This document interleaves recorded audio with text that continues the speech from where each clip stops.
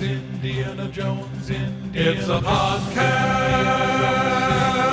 about Indiana Jones. Every movie, 1 minute at a time. Indiana Jones Minute. Welcome back to the Indiana Jones Minute. This is the podcast where we take a peek behind the Iron Curtain and come back even more confused than ever. I'm Pete Mummert. I am Tom Taylor. Gerald Christopher. Oh, boy. Toasted Almonds Porter. What is going on? They're all good. They're all good humor bars. There was a toasted almond? There's a toasted almond boy. I mean, Yeah. I'll be honest. The other option was Gerald Christopher, Giant King Cone. That would have been better. Gerald Fat Frog Porter. I love it when Jerry starts laughing and you can tell he's going to laugh so hard when he can't make a sound. You just hear that like before the laugh breaks in. Usually before saying Giant King Cone. Yeah. No. Well, speaking of Giant King Cone, today we're joined one more time by the always effervescent John Ingle. Welcome back, John. Thanks for having me back. Yeah, I'll try to live up to this effervescent title you've given me now. Yeah. Which I'm not so sure about, but we'll see. Oh, we always love having you here. Thanks. And today we're talking about minute 24, which begins with Indy describing the contents of the steel box, and it ends with General Ross saying that not everybody in the Army is a commie, and certainly not Indy. This is for you here, Tommy. Indy says, none of us was ever given a full picture. And I thought, wow, his grammar is quite nice. Jerry, that was my note, too. Aww.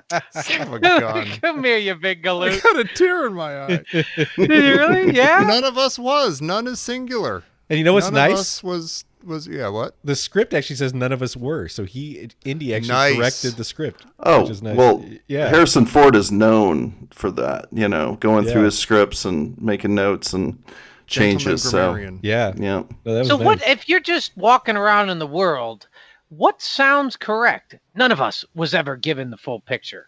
None No, of because us when you were say ever. that, people cringe like you're saying Yeah. it correctly, but it's Yeah. correct. Yeah. Us Yeah. is, there's more than us. There's a lot of us. So Yeah. it's were. Yeah. Us, none. No one. None. No one. And well, yeah, and the of us, that's a prepositional phrase. The Yeah, you of. jackass. Well, speaking of didactic, we have a little bit of there was a part of the script here that didn't make it into the movie. And after Indy tells us, he ends this little, what'd you call it, a monologue. He says, "You tell me what was in the box." And Taylor says, "The process works best when we ask the question, Dr. Jones." And Indy goes, "Mummified remains?" And Smith goes, "Our records don't indicate anything that nature was housed there."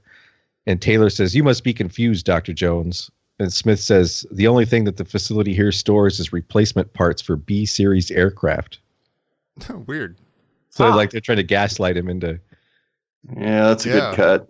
We don't need any of that. I agree. That's that too sounds like peppering in your Roswell research. Yeah.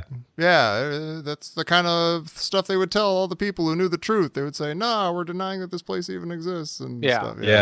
Yeah. I like that he says that. He said we're threatened with treason if we ever talked about it. So tell me about it.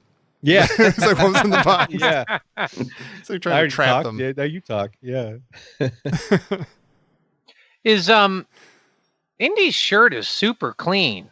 Like, is that government issued? Oh yeah, I think so. I think they just Yeah, stuck like that that's on him like in a his like an shower. interrogation shirt. Because they had to burn Yeah. all of his. Actually, they probably would have burned his whip. Like, come to think of it. Oh God, And his satchel. not the hat. Wait, like everything. what?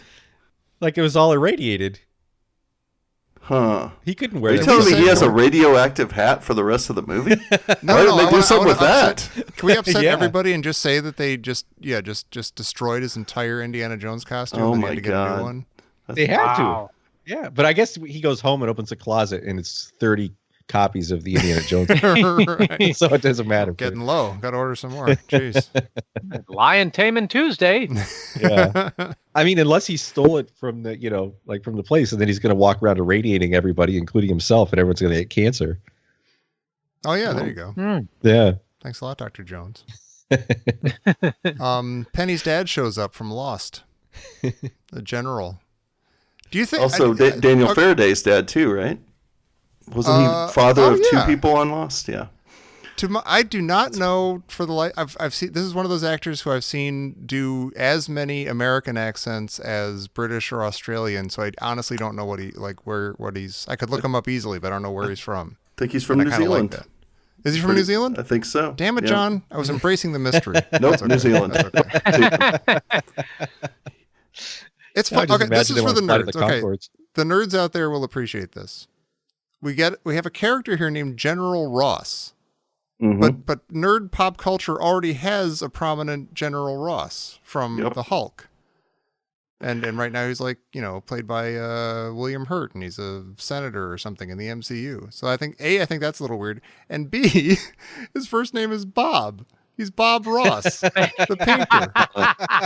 That's why he's so happy. That's awesome. Maybe that's how he views the nuclear blast. A happy little accident. That's why he loves Indy, even though Indy's infuriated him for years. That's why he still loves him. You're a happy accident, Indy. Oh, that's great. Wow. So Indy asked Bob Ross, what the hell's going on, huh? KGB on American soil? Who is that woman?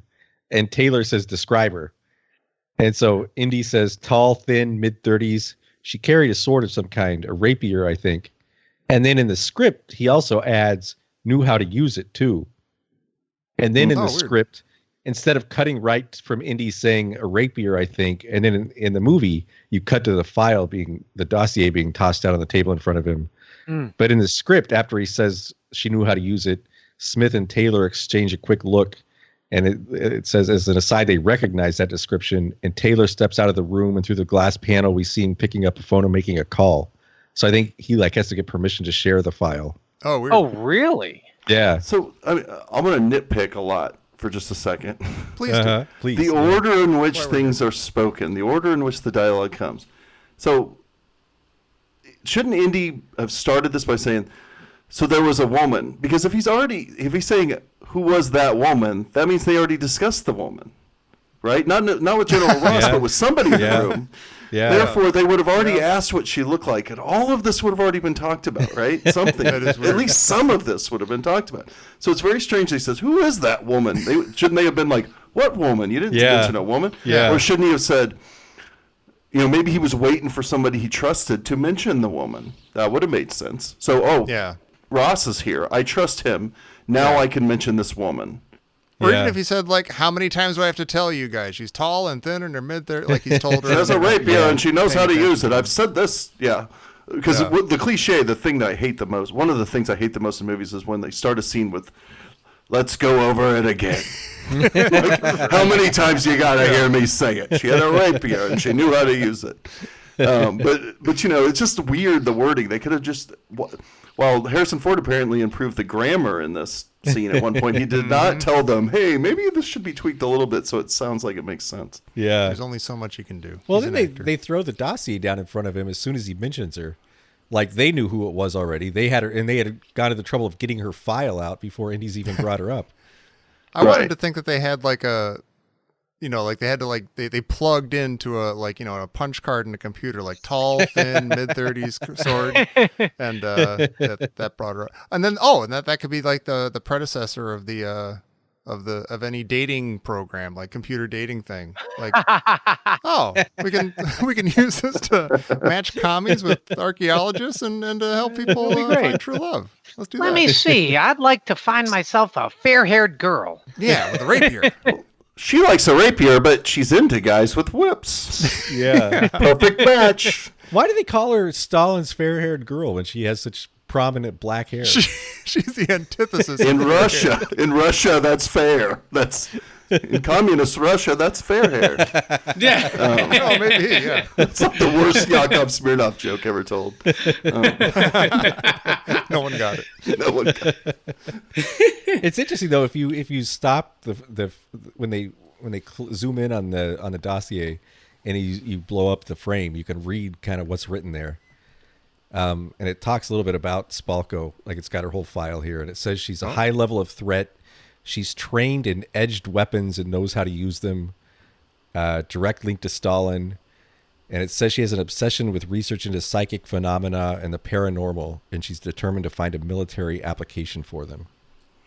Isn't that everything in the following dialogue? Yeah. That's hysterical. Yeah. But it's funny, it's funny that like the detail they went to. And I thought it was interesting she was born in Kazan, which Jer might know. It's in Tatarstan where all the Tatars used to live. And Wait, how is it spelled? Kazan. Oh, like, so like yeah, you mean yeah, like like Ilya Kazan, famous McCarthy Blacklist. Yeah, Oh, that's awesome. Now we man. go back to that Oscar night. Did Spielberg stand or sit when he got his special award? I think he probably stood. He loves Ilya Kazan. Yeah, But that's a little meta. Yeah, for sure. Yeah. Yeah. So I like how in general it is about she's good with edged weapons, not just swords. Like what other edged weapons? Yeah. I'm trying to think of more. Box Like cutters. she could like a spade. Yeah. Is really good with an axe. Broadsword. Yeah. Yeah, sharpened. It's like an Switchblade. epee wouldn't be an edged sword, right? Was That's that just true. a head-on sword? I think it means like she's not good. She's maladroit with the warhammer. Yeah. She tried the mace. That didn't work out. Chinese throwing stars go right into the freezer. Yeah, whatever you do, don't give her a club. Yeah. When General Bob Ross mentioned psychic research, is that the first time? I know that she tried to mind meld with Indy. We saw that and we didn't quite know what was up, but is this the first time that someone has said, like, oh yeah, she's into psychic research or psychic anything? Yeah. I think other than her, like we sort of got that impression when she was looking at Indy's eyes. Yeah. But she didn't Yeah. say anything. Right. She wasn't like, and now I will read your mind or anything. Well, she Okay. did say I can read. Didn't she say I'm really good at reading people? Yeah. Yeah. I don't remember. But yeah. But this is more direct. This is the first like, time oh, yeah. But this That's is her superpower. This is the thing. I feel like if they had just focused on this angle, or just focused on the alien angle, or just focused on the nuclear, if they just focused on one angle, I feel like this could have been a stronger movie. Yeah. Yeah. Again, that push and pull. Yeah. There's like there's too much stuff going on sometimes. And this never feels like it goes anywhere. I mean, I might be misremembering the rest of the movie, but I'm with you. I remember scenes about it, but I don't remember doing anything. With Yeah. her psychic thing. yeah. Yeah. I think it really only pays off with that's kind of what kills her. Yeah. That she's so yeah. desires to learn that Yeah. she's willing to mind meld with someone that'll actually blow her up if she Yeah. because I kind of take it that she links with that alien at the end and Yeah. exactly the way she's wanted to all this time, and then it just of course Well, blows her up. it's that whole like Belloc, avarice or curiosity kills the cat Yeah. type of thing. Yeah. The only time that ever worked was Star Trek: The Motion Picture. I figured this whole thing is just a way of saying Stalin's a nuts on the subject. Oh, you Yeah. took my joke. Because she's going around the world scooping up artifacts from all over the world. She's gone to nuts. Come here, you big lug. I love you, Tommy. Tommy We're Jerry mind joke. melding. Yeah. Let's mind meld. Ew, you dirty bastard. Gross. Well, you do have a freshly scrubbed Jones. Everything's going to be all right. Hey, we haven't mentioned at all that this one of the FBI agents is the janitor from Scrubs. Have we? Oh, Have we wow. mentioned that? I have to Ooh. admit that I never watched Scrubs. I've never seen Scrubs. Okay, yeah, you don't have to have seen Scrubs, but there is an interesting thing, the connection here. There's an episode of Scrubs where Zach Braff's character. Okay, so this guy is the janitor, and he's kind of his Zach Braff's like, I don't know what you call it, kind of like the Great Gazoo or something. Kind of, he's always popping up and I like giving him that, advice out of nowhere. And Zach Braff's Which character one is is watching. it? Which agent is it? It's the taller one. The Okay. yeah, And so Zach Braff's character is watching The Fugitive, starring Harrison Ford, on television. And this actor, whose name is Neil Flynn, was a cop in The Fugitive, who the one-armed man shoots on the L train. Oh, Like, wow. he pulls out his gun and goes, "Freeze, Mr. Kimball, Dr. Kimball," and then the one-armed man turns around and shoots him. So in the episode of Scrubs, Zach Braff's character actually sees him, and it becomes this whole thing where he's like, "Were you in The Fugitive?" And the guy's like real elusive about it. It's actually kind of funny. But I just thought I'd bring it up that he is. There is already a Harrison Ford connection. They've already done a scene together in a previous That's movie. amazing. Yeah. Huh. That's really cool. Yeah. I love Maybe that Ford's like, "Bring that guy in from Scrubs. I worked with him before." stuff. Yeah. And I have to say, I owe him one from that this train. is the first Indiana Jones movie that I haven't liked some of the casting. Like, I think the first 3 movies, they really nailed the casting. But I do think that these 2 guys and General Ross are all perfect. Like, I think they really got these Yeah. guys down. I just think if they would have gotten something about Ross, he, like we said before, he should have been a little harder edged or something. There should have Yeah. been some Yeah. history. The history with him and Jones, it's not interesting when it's like, "Hey, old buddy." Yeah. That's not interesting. Right. It There's should suddenly be, no tension. There's suddenly There should be some weird history about Especially them or when you something. cast what's his name? Alan Dale? Is that his name? Hale. The Is actor? it Hale or Dale? Yeah. Alan And I mean Hale. he's his thing is to be a jerk, is to be an uptight, usually multimillionaire jerk. Very so yeah, he stern could easily man. have Yeah. done that. But his name's Yeah. Bob Ross, so he's a softie. Yeah. See. I used to have People- a big afro curly hair. Before I The lost all my audience would hair. not handle the Remember Indy? dissonance. Well, the real Bob Ross was a Marine, right? Like, wasn't he in Vietnam? Oh, I don't really? know. Was he really? I- Or is that one of those stories? You always hear those like, "Oh, he actually Yeah. killed 20 guys in Nam." Was he though? I want to know. Listeners, let us know. Oh, he was in Yes. the Air Force. He was in the Air Force. He was okay. a master sergeant. What? Really? Wow. Yeah. Wait, what? The master sergeants like bark orders at people? Yeah, but he said that the painting was the thing worst was one ever. his way of calming down because he said he was a real rascal, or he described it like I was a real rascal, or Oh Like, my it- God, a rascal. I think the painting was his way of atoning for some of his past life and calming down. a Oh little my bit. God, I want to see that Bob Ross. I know. I'd like to see him just and then he has to soften his. Like, it was a bit of a put on, you know. You could Yeah. feel like he was trying to suppress something. Like who else would talk like that? I just wonder, You like, ruined as soon as that the painting camera- and you were fine with it. That's not natural. And, like, after the episode, does he just throttle the cameraman as he just can't hold it in any longer? I mean, we never saw him make a mistake. I wonder how many Yeah. times if there's like a cut reel, like blooper reel of him like screwing up and just putting his fist right through the It was canvas. amazing watching that because he put like a big sweeping, orange buffoon stroke in the middle of Yeah. the canvas. He'd be like, "Oh, he's done it now. Yep. He's Good one, he's Bob." not coming Yeah. back from this." Yeah. Dude, it wind up being like a gorgeous, light ray Yeah. sunbeam coming through.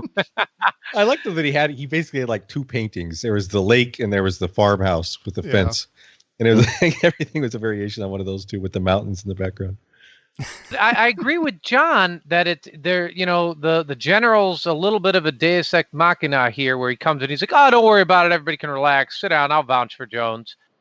And you're Yeah. like, well, we just spent like 2 minutes or so building this tension. Mhm. Yeah, it just deflates. It's like a balloon. It was just like come in and fix everything in one beige jacket. Well, yeah. Oh, so Spalko Generosa, she's leading teams from the Kremlin all over the world, scooping up artifacts she thinks might have paranormal military applications. So I feel like they're trying to reach back into that bag of magic from Raiders and maybe Yeah. coming up a little empty this time. Yeah. We're not Yeah. going nuts. Yeah. Not this time. Well, how would you describe this room? It is a weird, like, this is, I mean, behind them is the shower that Indy was just in, right? Yeah. Yeah, It's the it's the decontamination same shower. Which, by the way, Pete, you having a mild anxiety disorder, spot. I'm wondering, how do you feel about that shower door being open? Oh, that's true. Like all the Yeah, it's like they give Indy materials, just like- the immorality shower or whatever. They scrub off all the radioactivity, and it's like they just leave the door open, I guess. That's a very good point. I don't know. It's just open the whole time. Well, Like doesn't all the the entire radiation just go down the drain? I don't even know how that's supposed to work. Like, did they really just wash the radiation off them? I don't actually get that. I don't know. They do. Like the soap is supposed to do something to it. Like they use detergent, and I think part of it goes down the drain. But it's hard to imagine if they would just leave this door open like this. Yeah. Yeah. Well, I was looking at the room. It's like the whole. It's like the room has a green filter on it. It And does. I That's couldn't grim. tell if it's like. So does that make me think that room is underground, or like they're on a submarine? It looks like a submarine. Yeah, I was just thinking. Yeah. I think it's the fluorescent lighting. It's kind of a Yeah. natural tint that's created by fluorescent lighting, I think. What's fascinating is the way this entire scene is shot. Is like everything is super drab and gray and like kind of like sickeningly green, except Indy is like resplendent white. Yeah. It's that brand new T-shirt. Yeah. Well, I mean, it's it's- really noticeable. Yeah, I think it's a choice. You know, you got your black suits, your shadowy agents. You got your khaki kind of good guy, and then you got your super good guy. I mean, there's no two ways around it. There is no a moral gray Indy in this movie, right? Right. Like I think in this movie we've gone full. He's a good guy. Mm-hmm. Like Yeah. he doesn't do any. He doesn't even shoot his gun in this movie, right? Oh wow. So I think that we're all white. We're white hat. In this case, it's Hanes T-shirt. Instead of white hat. But yeah, I think we've gone all the way from the amoral Indy of Raiders to total hero. Yeah. that's a good and that point. makes sense because again, Eisenhower era, 50s optimism. You know, that's going to be the point of view. I think it's appropriate. You know, I don't think this movie would work if he was still. It's like, God, have you never learned anything? You're 70 years old. You're still a rascal like you were in the first movie. Yeah, so it works. But yeah, it looks like when you look at the still frame of everyone together, it's like, yep, you know who your good guy is. You know who you're Right. with. Yeah. So we're going to break into this minute here. I think one thing anybody listening can tell is that neither Jerry nor Tom nor I have any knowledge or expertise at all of this. I guess we'll call it an interrogation. And so we decided we know somebody who's a regular listener who has an amazing amount of expertise about this, and we're hoping he can illuminate us a little bit about what might have happened or what kind of craziness is going on with this interrogation. So Brent, welcome. Well, guys, it's a real pleasure to be here. I have to say it's an honor and a privilege. But I also have to say that the opinions I express in this podcast are my own and do not necessarily reflect the views of the United States government, the Department of Defense, or the Department of the Navy. Duly noted. So, I was kind of surprised out of the blue by being invited to do this, but much to your own surprise, I think I have some expertise that could contribute to a better understanding of what's going on here. Yeah, making interrogations fun. Beautiful. Yeah, great. How That's what to you're break an doing. archaeologist. You're the good cop and the bad cop. It's funny. So just for everyone's background, my name is Commander Brent Troyan. I'm active duty in the United States Navy, Judge Advocate General's Corps. I am not an interrogator by trade, but I have advised interrogators before. There's basically two different types of Judge Advocate members of the Navy. There are those guys that are in the courtroom and those that aren't. I haven't been in a courtroom in over a dozen years, but I advise commanders on operational issues and conduct investigations and that sort of thing. So I've conducted plenty of interrogations and interviews in my time. And as luck would have it, my first job advising a command in that sort of role was in Iraq back in 2006. My job was to advise the interrogators at a place called Abu Ghraib prison. Wow. Whoa! So, wow! Well, this was after the scandal, just to be clear. It wasn't before the scandal. It was after the scandal. They realized, maybe we should get some legal advisors in here. So I was in theater in 2006 to 2007, helped The interrogators understand the new Army field manual on it. Human intelligence collection operations. Excuse me, human intelligence collector operations. And so I can kind of walk through the Army field manual on what we're seeing here in this quite, I don't know if you want to call it professional interrogation. And I'll just say this. I think these are FBI agents in a counterintelligence role. Okay. But we're on a military base, so let's go ahead and explore this scene. But happy to answer your questions with a little bit of my background as context. Excellent. I'm excited about this. So we start off and Indy says he had no reason to believe that Mac was a spy. And Agent Taylor says, "Don't you wave out your war record in our face. We all served." And Indy says, "No kidding. What side are you on?" And then Smith breaks in and he says, "I don't think you realize the gravity of the situation. You aided and abetted KGB agents who broke into a top secret military installation in the middle of the United States of America, my country."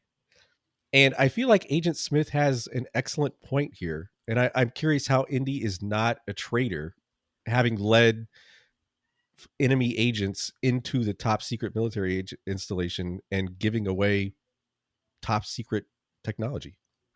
Oh, well, that is an interesting question. So would you charge Indiana Jones with treason at this point? That's right. Is that what you're talking about? So has he aided and abetted? I think it's more interesting the fact that they didn't mention murder as one of the charges against him because of the these guys. Did you forget the murdering part about the soldiers at the gate? But that's okay. Those airmen, To be fair, he was in the trunk for most of that. Well, and that's a terrific point. So if you're aiding and abetting the KGB agents getting onto the base, I think he's got a decent defense that he didn't have anything to do with the entry into the base, that he also didn't have authorization to be on. But did he do anything to actually aid or abet them in doing that? No, of course he didn't. Well, see, I was thinking when he leads them directly to the crate that they're looking for and he helps them find it. But then I also thought, well, they don't know that, and Indy's the only one that would tell them that. So I guess he wouldn't have any point in telling them that. At that point, he's also under duress, right? So he's got a bunch of guns pointed at him. Yeah. So he's got a legal defense there too. But I'm more interested from the interrogation standpoint, though. I'm more interested in wondering why they shut him up. Here Indy's talking about, I didn't know George McHale, or we've known each other for 20, 30 years. I didn't know he was a double agent or whatever.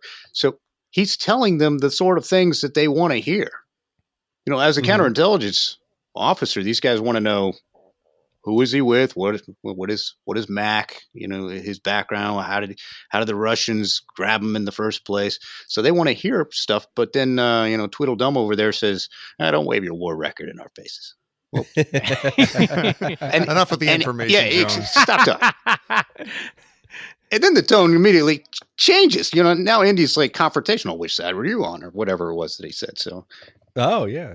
So this is you just about that. Like, why do they come at him? I mean, he is a war hero by all accounts. And why do they, in the sense of like an interrogation and trying to get information, is it better to come at somebody in such an aggressive way? Or would they have gotten more flies with honey by being like, "Hey, you had guns on you. We get it. You're a war hero. Just tell us what happened." And, and try to get information that way.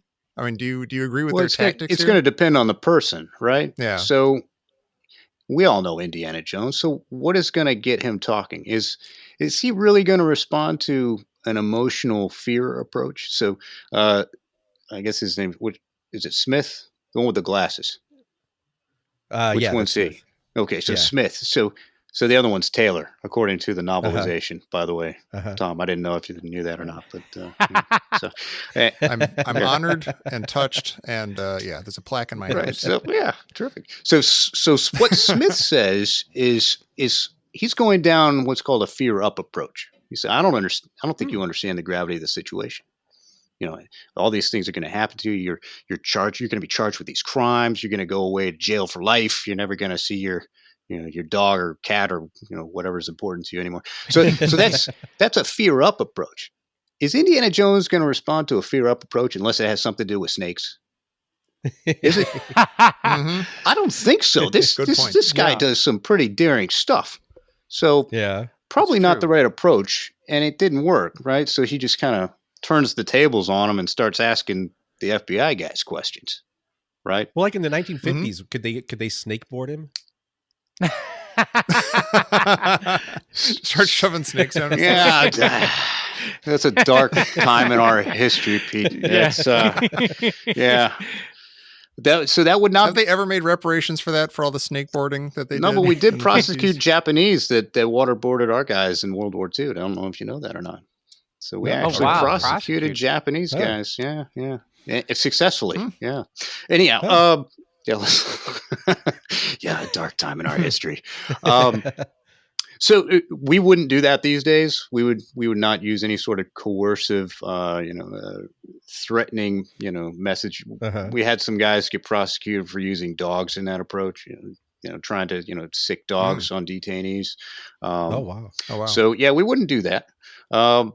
But what we could do is talk about, you're in the desert and there's a lot of snakes around. You really want to stay here? You could be here for a long time.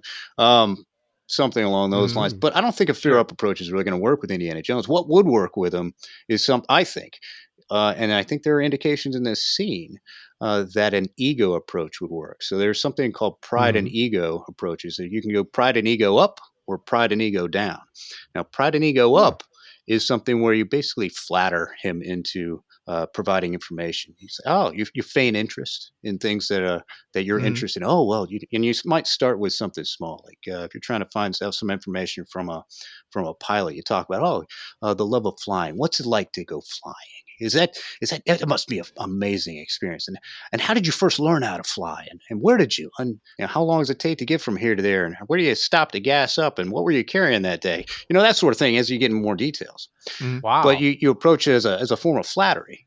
Like if I wanted to try to find some information about Jerry, I might feign some interest in drum sets or something. But, We've all done it. We've all done it. Yeah. So the other side of it, and I think of pride and ego, is pride and ego down. And I think you see this in an indication. I don't know what. Towards the end, they make a reference to whether or not he deserves the medals. And Indy looks up with this stern look on his face of indignation. And I think that indicates that he would be pretty ready to justify, his medals and his record. And you get an emotional response like that. So then maybe you start attacking his patriotism, but not as overtly as they do here. You start talking about, well, the sort of things that you did, it wasn't all that important. Oh, you're not that good a professor. Oh, everywhere you go, you end up destroying the place. Oh, that sort of thing. We all heard about Honduras. Yeah, you're. You're looking for another misunderstanding here. Yeah. So I think that might be a way where you're not that good an archaeologist. You couldn't figure out what was in this box or where they were going, or that sort of thing. But I think the big mistake they make in this interrogation is shutting him up at the beginning, right? Yeah. Like he's telling them all about Mac and his relationship with him. Right. Don't wave your war record. And he just shut him down. What are they doing? Yeah. Well, I think there's another interesting part that comes up here. Is that, I think at that point, Bob Ross comes in. Did anybody else catch his name? Bob Ross. Do you have a protocol when you have yes. someone with a really funny name? Like, is there a way you keep from? Listen, Mr. Squiggles, you're going to give. Yeah. So it occurred to me, though, that there are indications that Major General Ross might actually be in on the interrogation. Interesting. So the only thing I can think of is, maybe they're trying to do a Mutt and Jeff, right? So that's a good cop, bad cop, except both of these guys are bad cops. So there's no good cop, right? But in walks Indy's old buddy, Bob. Oh, that's brilliant. Wow. And I was kind of looking at his uniform, and I was dissecting. My wife Jocelyn, we're both active duty, so we were sitting there trying to do some ribbon checking, which is what you kind of look at his resume by looking at his ribbons and his medals. So of course he's a major general. He's a 2-star general in the Army.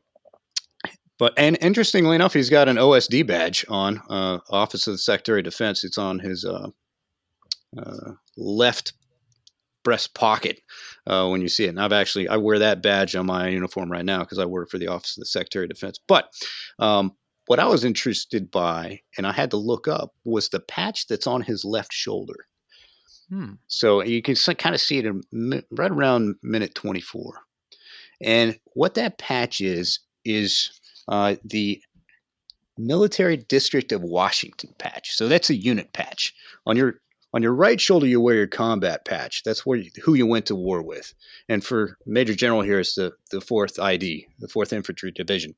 So he's an infantry officer. We know that. But on his left shoulder, it's Military District of Washington. So that's a command that's stationed here in Washington, D.C., and it's in charge of the defense and disaster response for the Capitol. Okay. So what is he doing out in Nevada?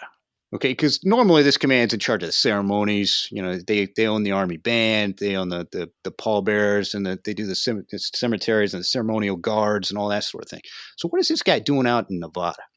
Okay, he could be doing one of two things. He could be either supervising or witnessing a weapons test, or and I think this is more intriguing. And I'm not really going to give George and Stephen credit for this, but we'll come up with it anyway. So maybe General Ross flew out with these FBI agents from Washington, D.C., and he's part of the interrogation. I don't know. I love that. Yeah, I really Get like someone that that. Indy trusts. Yeah, maybe and it's somebody he trusts. Yeah, that's awesome. Would it be possible for him to play that role in the interrogation without knowing that he's doing that? Could he just be there as Indy's friend, but the FBI guys are kind of using him to, I don't know, soften Indy up or something, to play the role of good cop without knowing that he's doing that? Would that ever work? You can, but it won't work because of what you see in this. Okay. In this scene, the way it plays out, it doesn't work, right? Right. Because Indy ends up getting more information from this expository scene than the FBI agents get him. But I think they kind of maybe missed an opportunity here. This could have been one of the big twists, right? This could have been a big twist. We could have had and it turns out that General Ross is the one who's maybe betrayed Indy, right? Over time, because Indy's the one. Indy's never been the man. I don't know if you guys talk about it in the main show or not, but I'm a little bit conflicted over him being a quote unquote war hero, right? Yeah. Wait a minute. Continue. Okay. Yeah. This is a continue. Well, so to me, Indiana Jones has always worked outside of the law. Okay. Right. Thank you. He's a doctor of archaeology without borders, right? He doesn't follow rules. He takes stuff, he goes home, he brings it back, he sells it on the black market.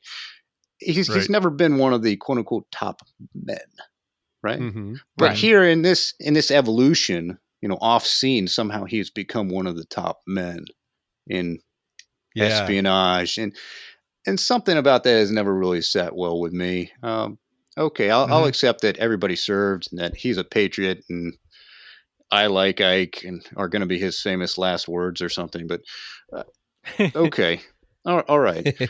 But I think that it's more believable that he is one who has operated outside of the government establishment. And to have the government establishment betray him, I think they missed an opportunity to do that, where he could have reasserted himself as the rogue, as somebody who's works outside of government. Beautiful. So that I think I just thought of that tonight. But hey, there you go. Like so, if any of these characters came back later in the movie, that'd be fantastic. Spoiler. Well, saving him for Indy 5. That would have been very Raiders-like, right? Yeah.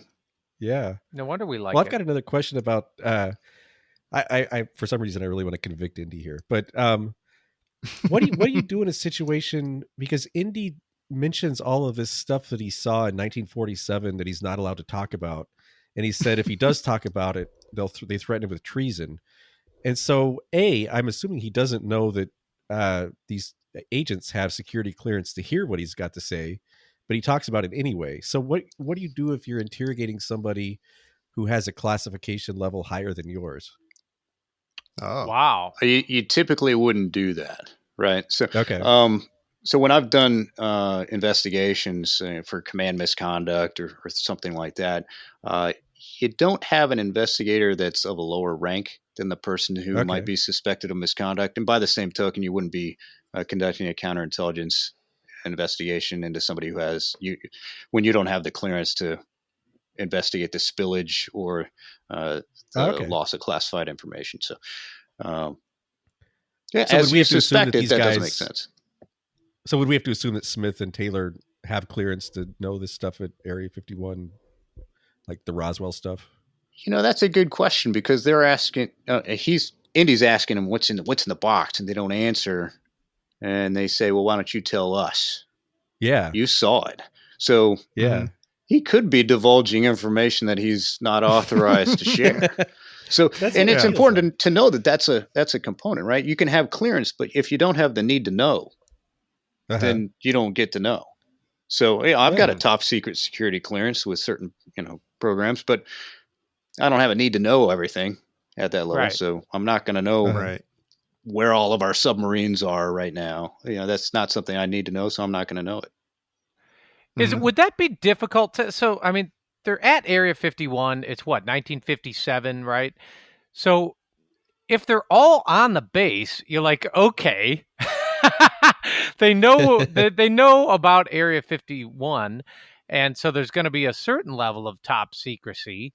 But then, is it a bit of a pissing match? Like, as you get, I don't know. Like, is it concentric rings with inside a base like that? Where if there's, say, I don't know, 500 people who work on a base, and then it's like, certain people know that there's a bunch of crazy stuff that happens here, but I just park my car in the furthest corner, and I'm not, privy to the goings-ons.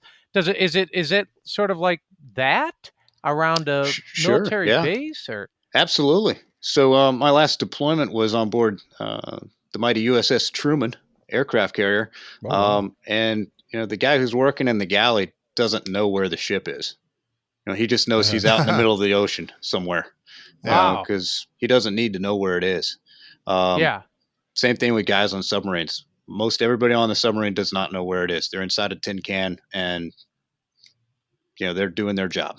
They're the sonar tech, or they're fixing the engine, or they're cooking food. They don't need to know where it is. They don't get to know.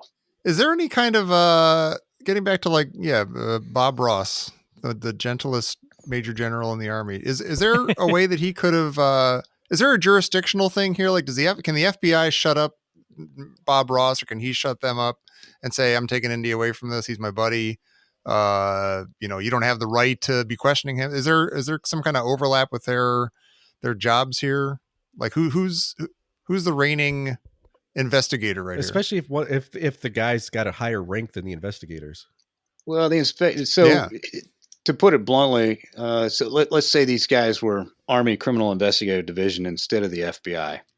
Then he could be telling them to get lost, but they also might say, well, we've got authority as our, appointment letters in the investigation to be here. So, and that letter was signed by some 3-star general, right? So our authorization outranks you, Major General. Now, if Major General Ross is a Navy JAG defense attorney, then that would kind of shut things down, right?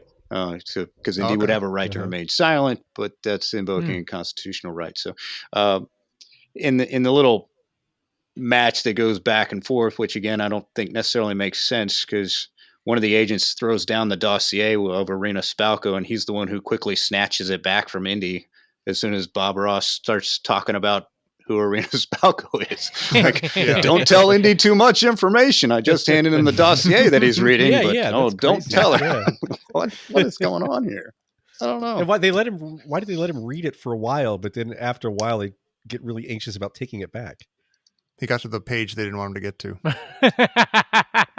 Found out that the rest of it's just blank pages, Yeah. Yeah, it's gonna find out we don't know anything. When I'm curious, like, if you walk into a room, or right before you walk into a room, is there like a set number of, quote, characters that, quote, this guy can be on the other side? Like, there's 9 different personality types. You know what I mean? Is it sort of at least kind of set up that way? Like, you said you'd approach Indy a certain way. You're gonna have you're going to either like belittle them, or you're going to kind of suck up to them.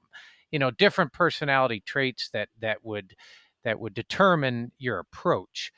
Is there like a sort of a general set number or idea of? No, I don't think so. But as you might find if you read the field manual, there are different stages for an interrogation, and one of the techniques that is used when you have new detainees that come in is you screen them. You try to figure out, what does this guy know? Who was he? Where did he come from? Just the basic information. How much information do I think he has? What do we know about him? And then that guy, a screener, would make a recommendation to the interrogators to say, hey, I think you might want to try these approaches with him. I see. But I don't know. I guess Christy might know whether or not there's a set number of personalities, right? But, maybe ask her. Yeah. Well, like when you and your wife, like, say, argue about where you're going to go to dinner, do you guys drive each other I lose. crazy, like with different? I lose. Do you always know, like, oh, that was number 7. Oh yeah, well, I'm going to do number 3.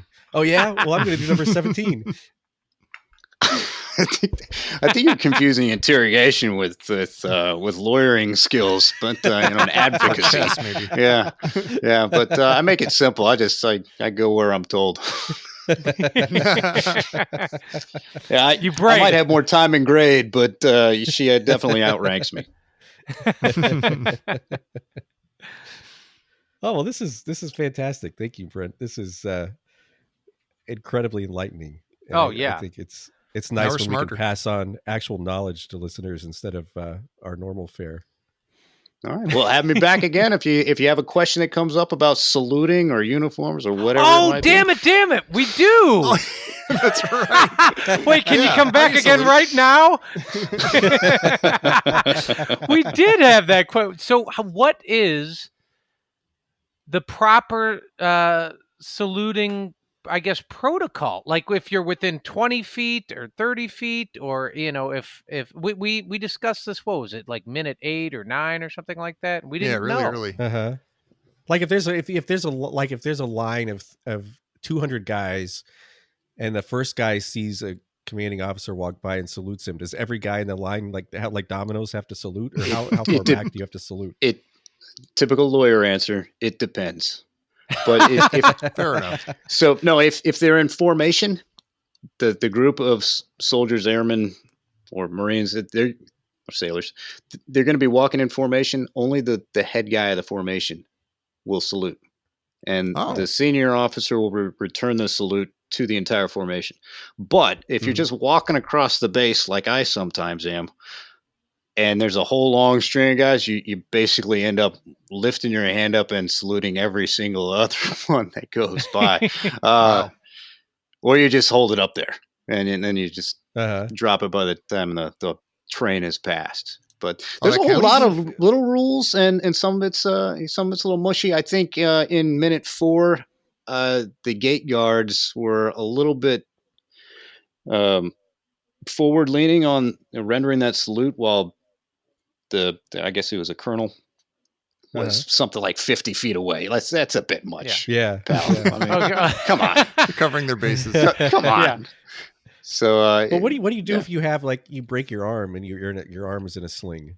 I think you're saluting arm. You get an excuse. You're not going to salute. Same thing if you're loaded down and you got something in both hands, you're carrying a big box or something, you're not expected to drop it and salute every time. Okay. So there's a lot of little rules around like the box that all the time. Yeah, you could do that. Yeah. What if your hands are in your sorry, I pockets? got 2 briefcases. Sorry, I can't help you. So you don't have to salute the briefcase, like you don't have to raise the briefcase to your forehead or anything. No, you'd look like an idiot if you did that. Yeah. You might hit yourself in the face too. Right. Yeah.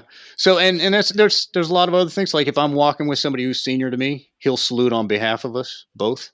Right. So we carry his rank. But the funny thing is, if say I'm walking with a Navy captain, and I should clarify that Navy ranks, for the fans out there, Navy ranks follow Star Trek, and Army ranks Right on. and Marine Corps ranks, they follow kind of like the Star Wars side, so the Rebel Alliance.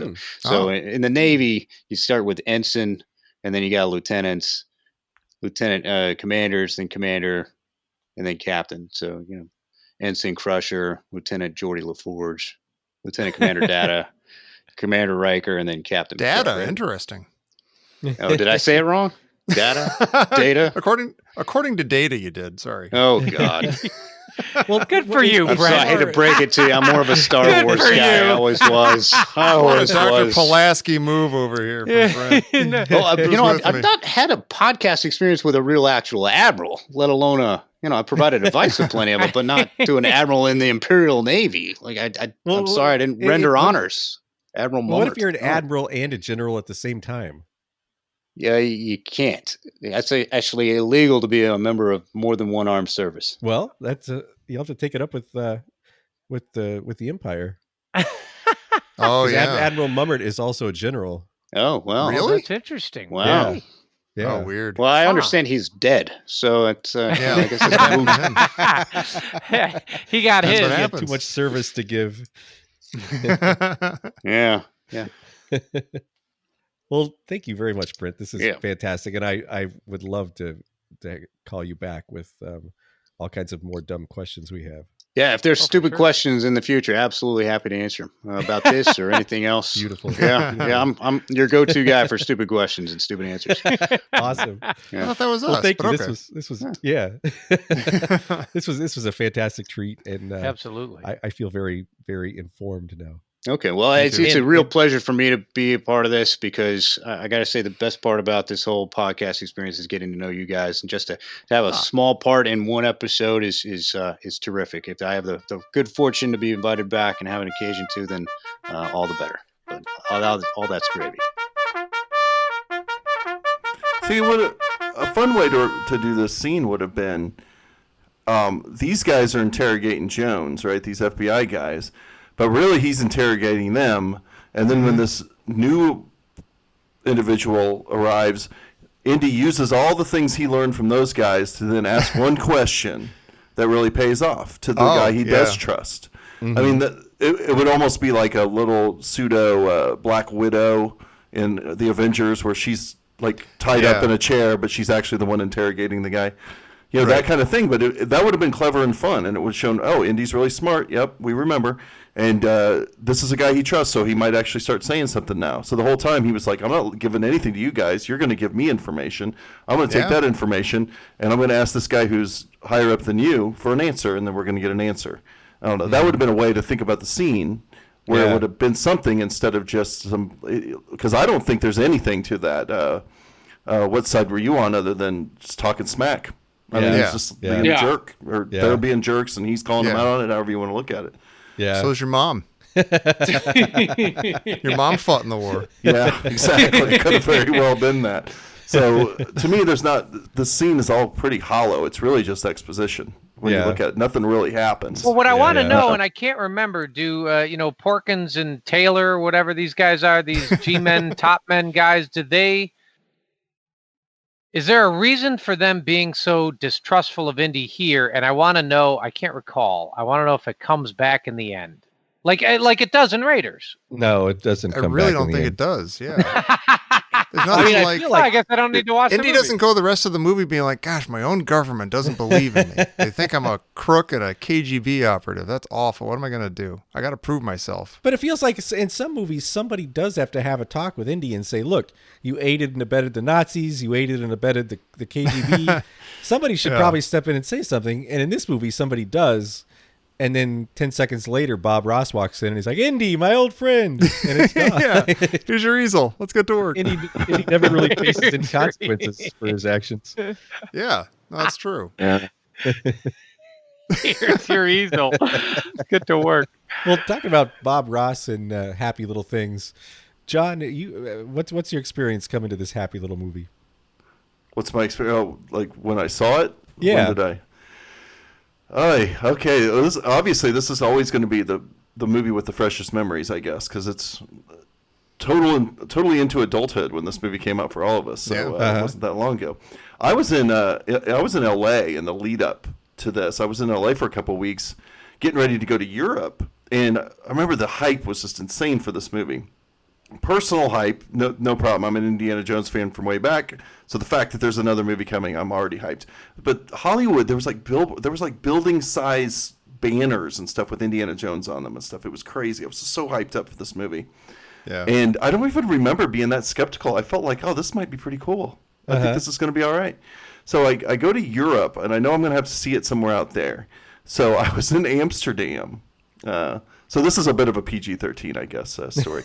I'm in Amsterdam, and I eat a what they call a space cake. You know, I eat a big edible and go see Indiana Jones, the new Indiana Jones movie, really high. And I go there, and I remember I'm drinking a beer, and I'm watching the movie, and it's all this great Amsterdam movie-going experience. And I come out of the theater, and I was like, I think that was terrible. I think that movie was terrible. I made a huge mistake by getting all blitzed before I saw this movie. I ruined it. That's what I said. I thought about it. I was like, maybe I was just, because sometimes, look, I get high. Every once in a while, I smoke some weed. And when I do, sometimes I'll see the artifice of a movie too much. Like, you'll see that the acting is too actorly and all the little things. And it's like seeing a big, crazy movie like an Indiana Jones movie might not be right for that. So I go to Berlin a couple of weeks later, and I had some time, and I thought, I'm going to give it a shot. It could not have been as bad as I thought it was. So I go to this theater in Berlin, which I will say I'm impressed to this day, non-subtitled. Everyone in that theater in the middle of Berlin spoke English enough to sit through that movie. And it was great. It was really cool. German movie-going experience is really different and crazy and fun. And then I watched the movie, and I was like, that movie was worse than I remembered. I'll tell you, I've seen it maybe twice since, and one of them was yesterday. I tried it again one time, and I was like, no thanks. And I watched it for you guys, and I was like, you guys. So I just, like everybody, most other people, I guess, not everybody, but like most people, I don't care for this movie. But it's fun talking to you guys about it. No, it's fun talking to you about it. And I was hoping you were going somewhere else with this story. I was hoping you were going to say you got high and you really connected with Harrison Ford on a deep level. Like, like you understood his choices in this movie. I should have. You would think, but we must have been on different strains or something. Well, cool. Do you have any other thoughts on Crystal Skull or Indiana Jones? I have a lot, but I'm not going to spoil. I've already spoiled other people's minutes too much. So. No, I don't. I think I'm good. Okay. Cool. Well, I mean, I guess no one else. We have no more thoughts, right? Jerry, Tom. Who else is there to have thoughts? Yeah. Why, it's Santa. Santa. Atop the roof. Coming in over the wire. This just in from Professor Christy Porter. Can you imagine another time Indiana Jones was threatened with treason? Probably every mission when he was at the OSS. And they got all mad at him, and then they gave him a medal. He probably double-crossed Julia Child. Yeah, he made a Belgian waffle, but not. They had been occupied. Did he have to sign an NDA on the Ark? I was just wondering that. Like, did they threaten him with treason at that point? Yeah, I bet you he wasn't supposed to tell anybody about the Ark either. Yeah. So. Probably the same thing. He probably did sign an NDA, and if you break the NDA, you've committed treason. Yeah. Probably light treason. Some Arrested Development style light treason.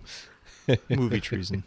Well, I guess our current version of treason would be to say that you do not like the Alien Minute, which is a fantastic podcast that John Ingle does. John, you want to talk about that or any other projects you're working on? I know you're we're just, like I said, we're plugging away over at Alien Minute. We've done 3 of the Alien movies, 2 of them movies by minute style, 1 minute at a time, another one not that way.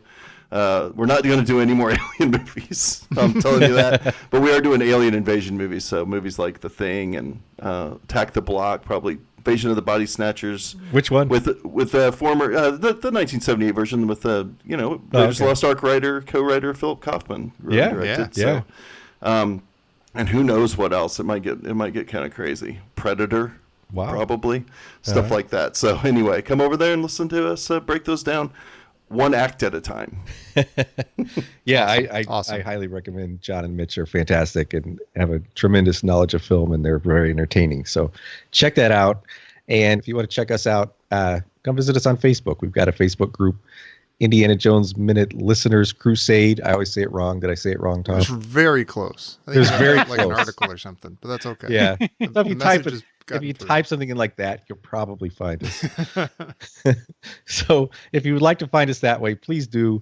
If you really don't care, just join us back here Monday for minute 25 of Indiana Jones and the Kingdom of the Crystal Skull here on the Indiana Jones Minute. Childs. I'm looking. Rashid Nezmetdinov, international master and 5-time winner of the Russian Chess Championship. Notable person from Kazan. Oh, very nice. Fair haired, is he?